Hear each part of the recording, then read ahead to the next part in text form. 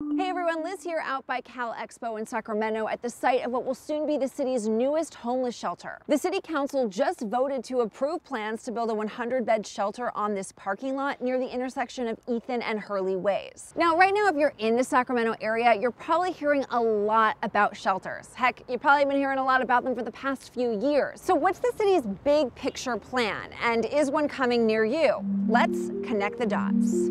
Earlier this year, Sacramento Mayor Darrell Steinberg released a $40 million plan to address homelessness. Now, a good chunk of that money, he said, would go towards funding shelters that, in theory, would have more resources that could help homeless people get out of the shelter and into more permanent housing. Now, as part of this plan, the mayor directed all city council members to find sites in their districts that could be turned into a shelter.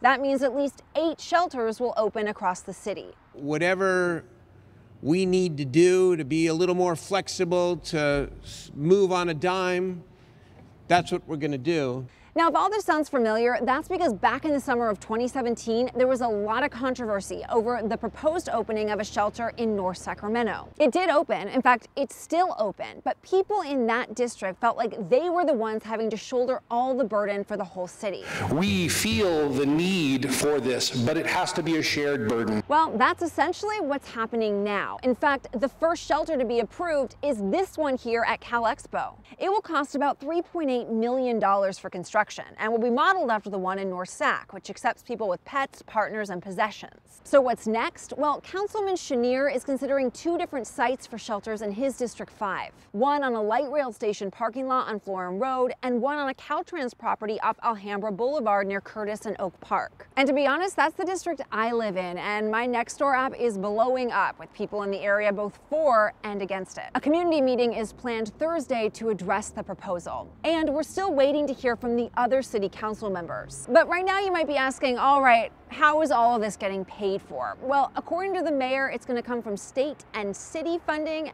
plus money from Sacramento's Measure U tax.